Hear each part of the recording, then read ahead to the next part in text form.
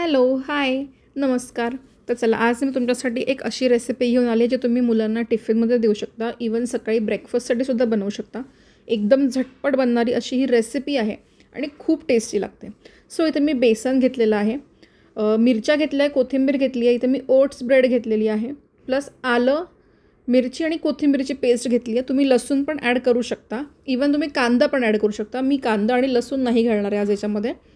बेसनामध्ये मी थोडंसं मीठ घालून घेतलं आहे, थोडंसं पाणी घालायचं आहे आणि ह्याची एक पेस्ट करून घ्यायची आहे आपल्याला. ह्याच्यात ना गुठळ्या नाही राहायला पाहिजे. थोडंसं मी याच्यात दही घालते. आता दही जे आहे ते ऑप्शनल आहे, तुम्ही नाही घातलं तरीही चालतं. हलका आंबटपणा छान लागतो म्हणून मी याच्यात घालते आहे. आता ह्याला फेटून आपण साईडला ठेवायचं आहे. ह्याची कन्सिस्टन्सी जी असणार आहे ना ती थोडीशी पातळ असायला हवी आहे. हे बघा अशा पद्धतीने. थोडी किंचित घट्ट राहिली तरी चालते, पण मोस्टली याला पातळ करायचं आहे आपल्याला. तर ह्याला आपण साईडला ठेवूया. इथे तव्यावर मी ओट्सच्या ब्रेड घेतलेल्या आहेत, त्या भाजून घेते. दोन्ही साईडने छान बटर लावून भाजून घेणार आहे. तुम्ही नॉर्मल कुठल्याही ब्रेड वापरू शकता याच्यामध्ये. मी ओट्सची घेतलेली आहे, तुम्ही मैद्याची घेऊ शकता, व्हीट घेऊ शकता, मल्टीग्रेन घेऊ शकता, कुठलीही घेऊ शकता. सो आपला ब्रेड भाजून झालेल्या आहे. आता ना झालं असं होतं की मी इथे बनवायला केली होती भुर्जी, म्हणजे की मला व्हेज भुर्जी बनवायची होती, ते पण आणि पनीर शिवाय. म्हणजे आता ऑब्व्हियस आहे श्रावण सुरू आहे तर अंडं तर आपण खात नाहीच, पण मला पनीरही वापरायचं नव्हतं. सो मी ट्राय केलं बेसनापासून ही कशी बनते. ही खरंच खूप छान बनली होती.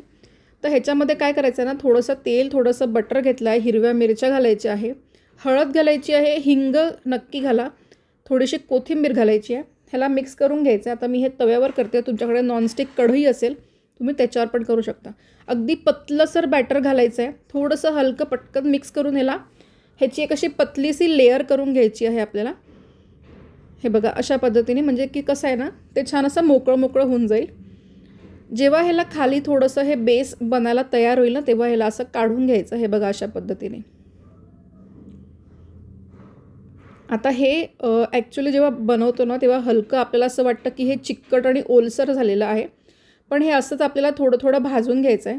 ह्याला खूप असं पिठल्यासारखं गचका करायचं नाही आहे आपल्याला, त्यामुळे थोडं थोडं ह्याला मोकळं मोकळं ठेवून शिजवून घ्यायचं आहे. त्याच्यानंतर ना हे जेव्हा आता हे भुर्जी तयार झाली आहे आपली, जेव्हा ही ड्राय होते ना तेव्हा ही छान अशी मोकळी होऊन जाते. तुम्ही ही ब्रेडसोबत खाऊ शकता, खूप टेस्टी लागते. ॲक्च्युली ती आधीच संपून गेली त्यामुळे मला व्हिडिओ काढायला आणि फोटो काढायला वेळच नाही मिळाला. तर आता थोडंसं बॅटर उरलं होतं, त्याच्यामध्ये मी थोडासा एक वेगळा अजून एक प्रकार बनवून बघत होती. त्याच्यामध्ये मी मिरची, हळद, कोथिंबीर घातलेली आहे. तुम्ही कांदा घालू शकता तुम्हाला आवडत असेल आणि तुम्ही खात असाल तर. आता इथे एक ब्रेड घ्यायची आहे भाजलेली, त्याच्यावर मी चीजची स्लाईस घातलेली आहे. त्याच्यावर दुसरी ब्रेड ठेवायची आहे. हलकं हलकं बटर लावून घ्यायचं आहे. आपण ऑलरेडी ब्रेडला बटर लावलेलं आहे, पण तरी थोडं थोडं बटर आपण कोपऱ्याला लावून घेऊया. दोन्ही साईडनी भाजून झाल्यानंतर वरती ना आपल्याला एकदम पतलीशी लेअर बेसनाची घालायची आहे, कोपऱ्यातून घेऊन अशा पद्धतीने. आणि ह्याला एक 2 ते 3 मिनटं ठेवायचं आणि नंतर ह्याला फ्लिप करायचं आहे आपल्याला. फ्लिप केल्यानंतर परत वरती जी जागा उरली आहे ह्याच्यातसुद्धा आपल्याला थोडं थोडं पीठ घालून घ्यायचं आहे. आता जर तुम्ही हे मुलांना देणार असाल तर हिरवी मिरची स्किप करू शकता. हा ब्रेकफास्ट मी माझ्यासाठी बनवला होता म्हणून मी याच्यात भरपूर मिरच्या घातलेल्या आहेत. सो हे आपण अशा पद्धतीने करून घ्यायचं आहे. ह्याचे जे कोपरे आहेत ना हे आपल्याला छान बांधून घ्यायचे आहे, जेणेकरून ते निघणार नाही साईडनी. आणि हलकं हलकं बटर किंवा तूप लावून घ्यायचं आहे. आता हे बघ अशा पद्धतीने हे आपण एका साईडला करून घेऊया आणि दोन्ही साईडने आपल्याला हे शिजवून घ्यायचं आहे. गरम असताना तुम्हाला असं वाटेल की हे अजून कच्चं आहे, शिजलं नाही आहे, पण ॲक्च्युली आपण खूप पतली लेअर घातलेली आहे. थंड झालं ना की ते तेवढंच मोकळं पण होतं आणि खायला खूप अल्टिमेट लागतं. आता हे जे भाजतो आहे ना आपण ह्याला आपण एकदम मंद आचेवर भाजायचं आहे, जेणेकरून हे कच्चं राहणार नाही. आणि दोन्ही साईडनी भाजून घ्यायचं आहे. 3 ते 4 मिनटं लागतील एका साईडला.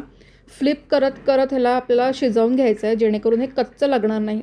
तर अशी ही आपली चीला टोस्ट बनवून तयार झाली आहे. ही रेसिपी नक्की ट्राय करून बघा, खूप टेस्टी लागते आणि झटपट पण बनते, काही वेळ लागत नाही याला बनवायला. मी तुम्हाला थोडंसं हे कट करून दाखवते. हे छान शिजलेलं आहे, बेसन अजिबात कच्चं नाही आहे आपलं, कारण आपण त्याच्यामध्ये एकदम पतली लेअर घातलेली आहे बेसनाची. हे बघा. आणि हे थंड झाल्यानंतर एकदम छान सेट होऊन जातं, पण हे गरम गरम जास्त छान लागतं खायला. सो ही रेसिपी तुम्ही नक्की ट्राय करून बघा. हे बघा मी तुम्हाला दाखवते तोडून, कुठेही स्टिक होत नाही आहे बेसन, एकदम प्रॉपर आणि परफेक्ट शिजलेलं आहे.